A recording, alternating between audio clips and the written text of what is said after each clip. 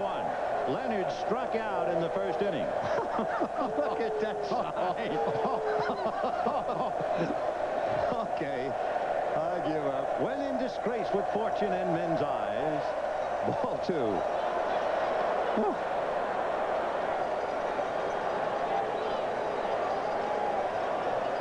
Two down, top of the third. 1-0 Cardinals. On the corner. Why would you want to do anything to get this kind of reaction? I don't know. He wanted them. I mean, he baited them. They're on him. And they came through for him. 2-1. Foul ball. I've heard so many ball players say that they're never aware of the crowd. They never hear the crowd. And in a case like this, I got to say, oh, really? That's right. And I'll tell you something. You show me a ball player who doesn't hear the crowd, and he's not a ball player. They hear it all right. And the chant, Jeff Reed. Little foul, still 2-2.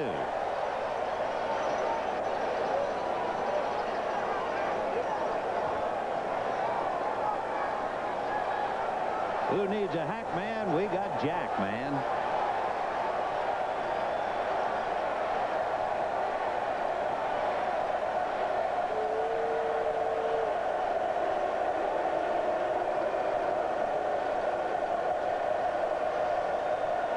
Two to Leonard, who chased a changeup in the first inning.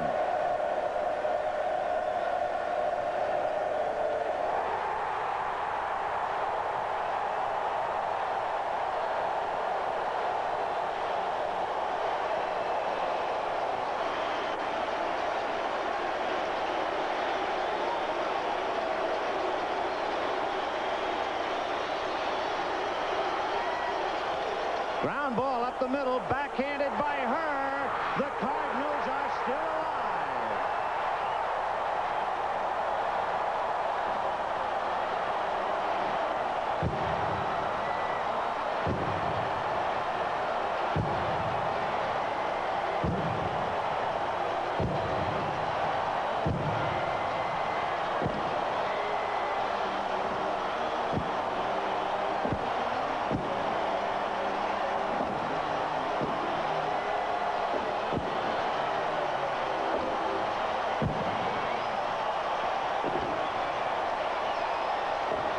It took a lot.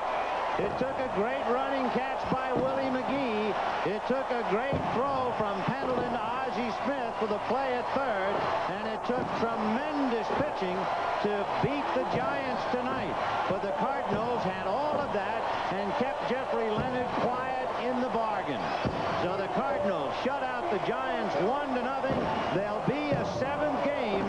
Cox and Hammaker, and we'll be back after this. This is Busch Stadium in the aftermath of the Cardinals' stay alive 1-0 victory. It tells you a little bit that he would come on the postgame show, and I'm talking about Jeffrey Leonard. Let's go to Marv. Thank you, Vin, and it certainly does tell us a bit about Jeffrey Leonard, because this crowd has remained, and they are not ushering sweet nothings in your direction. No, they're not. They're in the flow of the ball game. As far as the Howland is concerned, I remember one time I got in trouble when I was a kid, and I got yelled at more by my mother and father there. So, you know, this don't mean nothing. 2-2, a great ball game, and they were the better ball club today. Now tomorrow, one for all. With all the hoopla concerning your statements, and with things being tossed at you out in left field, how difficult was it for you to strike out the first 2 times? It really wasn't that difficult. You know, I got away from my game. I was a little bit more anxious. I was very strong tonight, and he got me chasing it at his pitch. As far as throwing the steel cowbells and the frozen hot dogs and, you know, all the money out there, yeah, it wasn't that much of a distraction, because, you know, I've learned how to erase that. Did you get hit by anything out there? Well, I went down into the left field corner, and they poured 2 cups of beer on me. And one of the cowbells just hit the side of my leg. Other than that, it was a regular ball game. You were a regular moving target out in left field. Well, you know, things happen, circumstances arise, and that's the way it is. The key play in the game, though, was the fly ball by Tony Pena to right field, and Candy Maldonado went down. What happened out there? What happened to Candy? You know, that's every outfielder's nightmare. You know, you are positioned right, and then all of a sudden you get the ball caught right in the lights at the last minute. You either have to just pray you catch it, duck, get out of the way, that it doesn't hit you in the head. And unfortunately for the Giants, he lost it in the lights and he went down in the ball in the bug out by. But I think every major league outfielder has been there before. Any message that you have for St. Louis fans as they chant Jeffrey, Jeffrey? They are still not louder than the fans in Chicago or Philadelphia. All right, Jeffrey, don't call me Jeff Leonard. Let's get back to Vin and Joe. All right, tonight's NBC Miller Lite player of the game is John Tudor. Miller Lite happy to present a check for $1,000 in the name of John Tudor to the National Multiple Sclerosis Society.